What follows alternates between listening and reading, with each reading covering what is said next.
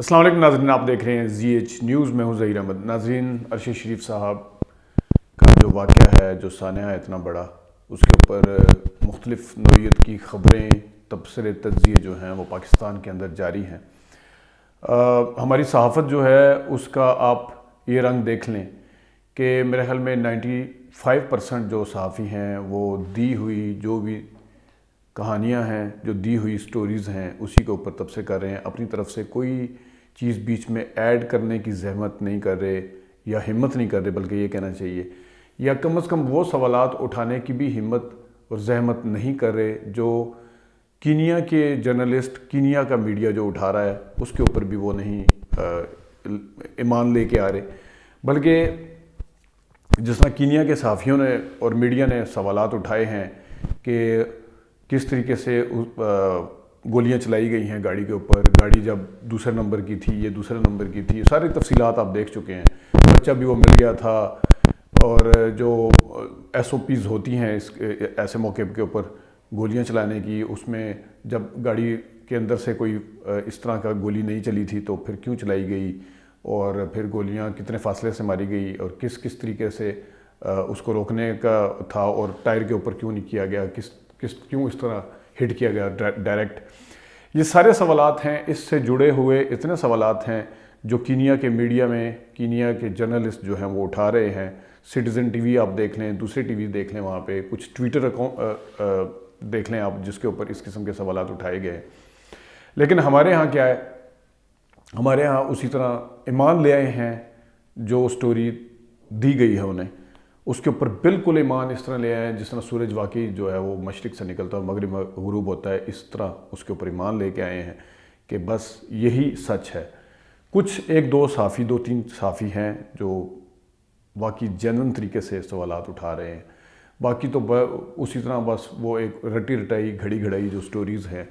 جو کسی کی طرف سے آئی ہیں یا دی گئی ہیں، اس کے اوپر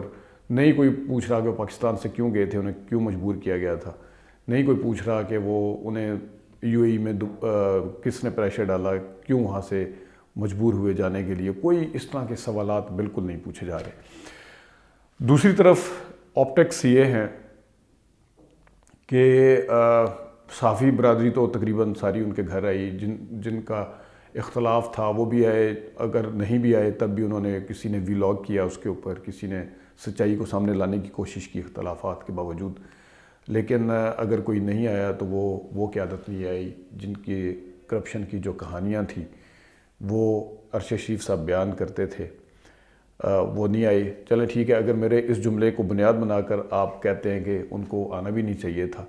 تو پھر وہ جو ملمہ کاری انہوں نے کی ہوئی ہے کہ ہم بڑے دل والے ہیں، ہم اخلاقیات کے دائی ہیں. میں نے پچھلی ویڈیو میں بھی کہا تھا، اس سے پہلے والی جو ویڈیو تھی جس میں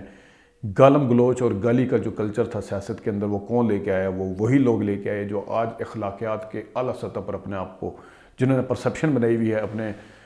چند ہواری صحافیوں کی مدد سے کہ ہم بہت بڑے ہم چیمپئن ہیں اخلاقیات کے اور ہمارے دل بہت بڑے ہیں. ان لوگوں کی طرف سے کوئی کچھ نہیں آیا. ایک روٹین کی فارمیلٹی کی جو ایک ٹویٹ تھی وہ پرائم منسٹر کی طرف سے آئی ہے. باقی ان کے خاندان کو آپ دیکھ سکتے ہیں، دیوالیاں سیلیبریٹ ہو رہی ہیں، لیکن کوئی اگر آپ کی نظر سے گزرا ہو اس طرح کا بیان، جو اپنے آپ کو بڑے دل والے کہتے ہیں، ایسے موقع کے اوپر ایسے جو کڑا وقت ہے ان کی فیملی کے حوالے سے بھی ایک فارمیلٹی والی بھی کوئی ٹویٹ نہیں آئی ہے، کوئی بیان نہیں آیا ہے ان کی طرف سے. اور رہ گئی یہ بات کہ وہاں سے قطر پہنچ گئی ہے اور وہاں سے جو ہے لے کے آ رہے ہیں ان کو. اس میں حکومت پاکستان کا کوئی بھی رول نہیں ہے. خود ارشد شریف صاحب کی مسز نے بھی اس چیز کے اوپر بتایا ہے کہ جو کچھ بھی کیا ہے وہ صحافیوں نے کیا ہے. صحافی میں جو وہاں پہ صحافیوں کے تعلقات تھے، جن میں عمران ریاض خان ہیں، دوسرے ہیں، ایئر وائی ہے، ان کے صحافی ہیں، انہوں نے اگر کچھ کیا ہے تو کیا ہے، باقی کسی نے کچھ نہیں کیا. اور یہ ان کا اصل چہرہ ہے جو کہ اپنے آپ کو پتہ نہیں کیا سمجھتے ہیں. اس کے ساتھ ارشد صاحب کی اتنی یادیں ہیں. یہاں پہ اگر کم از کم 2-3 ویڈیوز آرام سے بن سکتی ہیں. مجھے ابھی بھی رات کو بھی میں یہی سوچ رہا تھا کہ جب ہم لاہور گئے تھے، راجہ عدیل صاحب ساتھ تھے، علی عثمان صاحب ساتھ تھے، راستے میں موٹر وے پہ ایک جگہ پہ رکے تو ہم لوگ جو ہے وہ چائے کھانے پینے کی کچھ چیزیں لینے کے لیے رکے، اور ارشد صاحب اس شاپ کے اندر بھی وہ گئے تو وہاں پہ سائڈ پہ بکس لگی ہوئی تھی، وہاں سے بھی انہوں نے 3-4 بکس جو تھی وہ خریدی۔ کتابیں پڑھنے کے اتنے زیادہ وہ شوقین تھے، اور ان کی مطلب ایسی جگہ پہ بھی انہوں نے کتابوں کو نہیں چھوڑا جب وہ اپنی دوسری الیکشن ٹرانسمیشن یا جو بھی ٹرانسمیشن تھی اس کی ذمہ داریاں نبھانے کے لیے ایک ٹریول کرتے ہوئے جا رہے ہیں۔ یہ نہیں ہے کہ اسی پرپز کے لیے بندہ گھر سے نکلتا ہے کہ چلو یار کوئی کتاب لے لیں، لیکن ان سے رہا نہیں گیا، اس شاپ پہ جا کے بھی ان سے رہا نہیں گیا، اور انہوں نے جب کتابیں دیکھی تو وہاں سے بھی، حالانکہ وہ اتنی زیادہ کلیکشن نہیں تھی اس جگہ پہ، اس کے اندر سے بھی انہوں نے 4-5 کتابیں جو تھی وہ نکال لی اور لے کے آ رہے تھے، بجائے ان کے ہاتھ میں کافی کا کپ ہوتا یا چائے کا ہوتا یا کچھ اور چیز ہوتی تو وہ وہاں پہ بھی مطلب آپ سوچ سکتے ہیں کہ کس قدر وہ اندر سے کھرا صافی تھا، اندر سے صافی تھا، کس قدر کھرا انسان تھا وہ۔